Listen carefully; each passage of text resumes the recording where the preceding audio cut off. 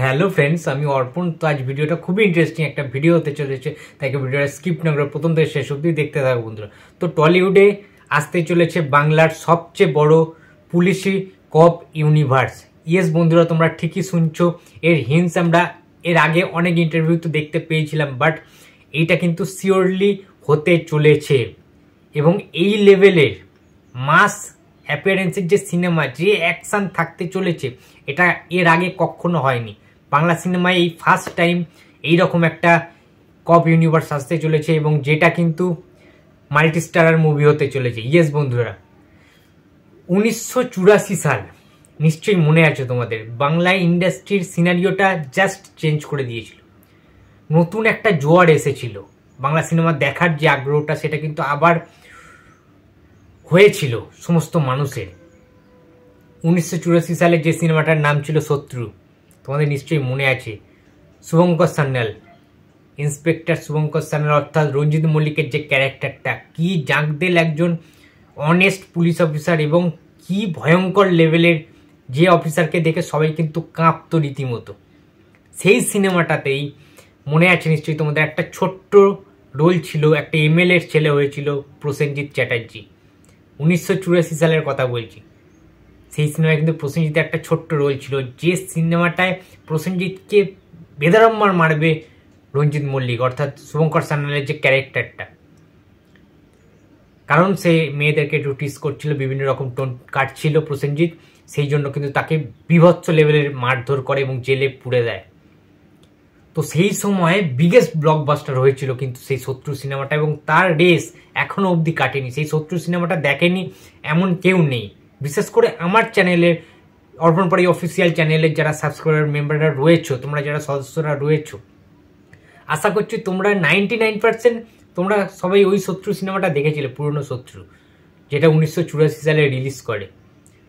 ভাই কি গল্প ছিল, কি স্টোরি, কি মানে ক্যামেরার কাজ, কি বিজিএম এবং গানগুলো, মানে সব মিলিয়ে দারুণ একটা কম্প্যাক্টফুল একটি সিনেমা ছিল কিন্তু শত্রু। যে যে ইমোশনাল সিনসগুলো ছিল তোমার নিশ্চয়ই মনে আছে। সেই শুভঙ্কর সান্যাল, সেই শত্রুর পুলিশ অফিসার রঞ্জিত মল্লিককে যদি আবার ফেরানো হয় এই জেনারেশনের পুলিশ অফিসারদের সাথে, অর্থাৎ 2011 সালের 22 শ্রাবণের প্রবীর বাবুকে তোমার সবাই মনে, সরি বাবু নয় স্যার, প্রবীর স্যারকে তোমাদের নিশ্চয়ই সবার মনে আছে। বাবু নয় স্যার। সো বুঝতে পারছো কি হতে চলেছে।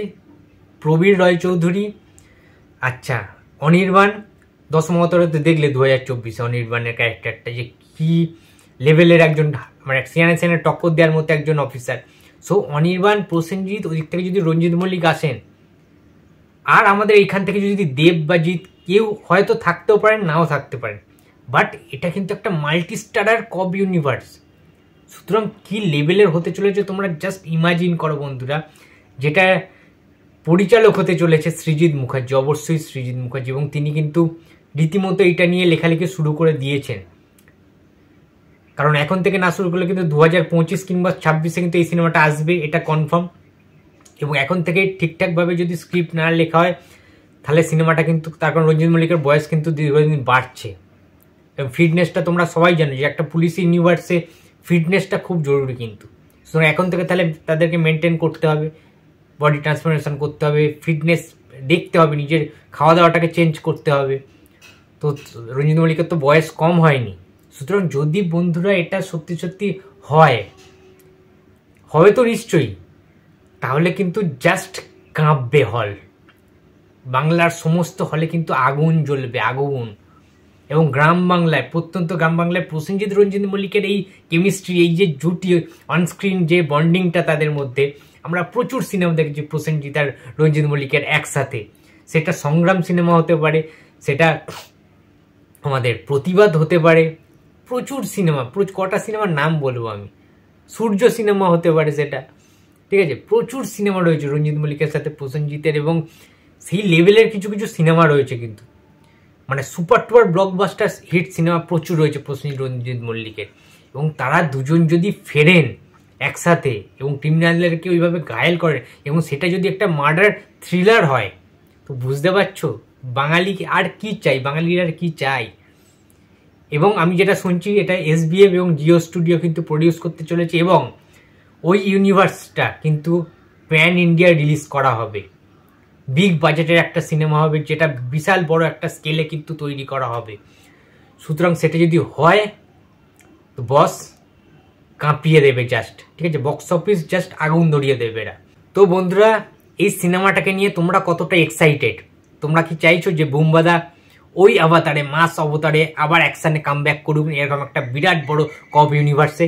তোমরা কি চাইছো বুম্বাদা সেই অ্যাকশানটা দেখতে, যেটা আবার রঞ্জিত মল্লিক, প্রসেনজিৎ একসাথে আবির্ভূত হবে সংগ্রাম বা সূর্য সিনেমার মতো? তো অবশ্যই কমেন্ট বক্সে জানিয়ে দিও এবং ভিডিওটা ভালো লাগলে লাইক অ্যান্ড শেয়ার করতে ভুলো না। যদি চ্যানেলে নতুন হতে তো প্লিজ সাবস্ক্রাইব করে দিও। তো দেখা হচ্ছে আর পরের ভিডিওতে। তো টাটা।